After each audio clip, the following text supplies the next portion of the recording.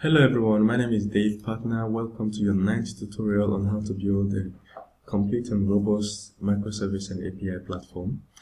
In the last tutorial, remember that we created a module for user authentication. And remember that to do that, we first of all moved to the app.php file in your Bootstrap in our Lumen blog and enabled this guy. And in this tutorial, what we will handle is how to send a request using a HTML form. Remember in the past tutorial, we learned how to send a request using Postman, where we send the email, the name, and the password. And then we got a response after signing up. So in this tutorial, we will go to our Lumen test. Remember we created index.php in the past, and we had this guy. We were able to send a file get contents to this URL or API endpoint. We got a request, we got a response. Then we got back to the body of our HTML web page and used the for each loop to display it. So and that brought us here. We're able to get the contents of this particular part of the page using an API request. Now what we want to do is to extend the form. If you did exactly what I did, your form will have only email and password field, but you have to find the form in the code and extend it to have an extra name field and sign up field. We want this to be the sign up form. So if I get back to my code, the top of my code, I will see the sign up form. Here is it, starting here to this place. So the first thing you notice that I did in the sign up form was I added an action. And remember that your server must be running. So I have my server running in my command prompt, my Lumen blog. I typed this to get my server running, and it's running at HTTP localhost port 8000. So it's running there. Then I access my API v1 users add. Remember that this is in the web.php, where we have API v1 / users / add. So, and this add was post. So it's expecting a post request, and when it gets it, it processes the post request, creates the new user, and returns this.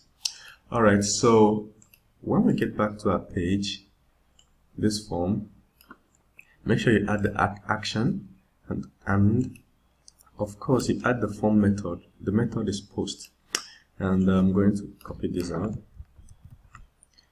So we have email. Make sure you add the name field. If you used exactly the template that I used, you wouldn't have a name field in yours, so add the name field.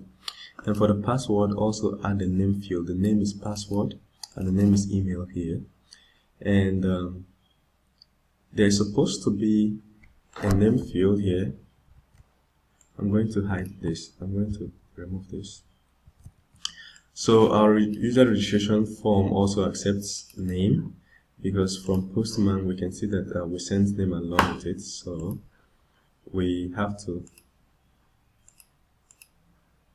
you just have to duplicate this on top of here, and then change the placeholder to name, change the name to name here. And so when you save it, the next thing you do is to come and refresh this page, which is where we just created what we had. So we'll just create a new user and call it John Elba. So we have a new password. I just type anything in my password, then I hit the sign up. So if the sign up is successful, we're supposed to get a JSON response.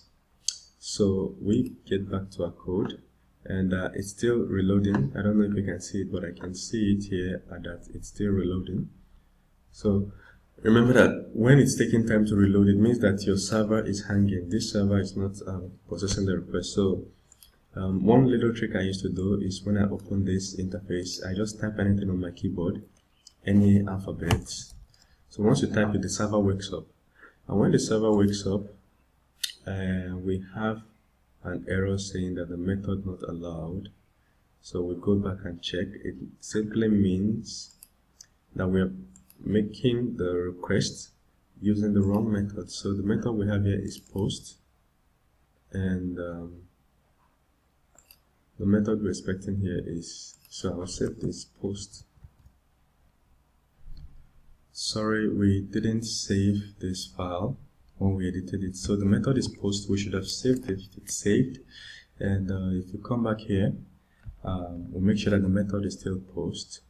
And the casing doesn't really matter. Then we save it. Then we get back to our form. We refresh. We reload this page. It has reloaded. Then we can just type the name of Arnold Olusegun, then we'll password, and we click sign up, and what do you get? A nice response telling us that, yeah, wow, we created the user successfully. Alright, so thank you for watching this video. In the next video tutorial, we'll see how to do other things. So see you in the next video tutorial where I will put you through how to change certain things. Thank you very much.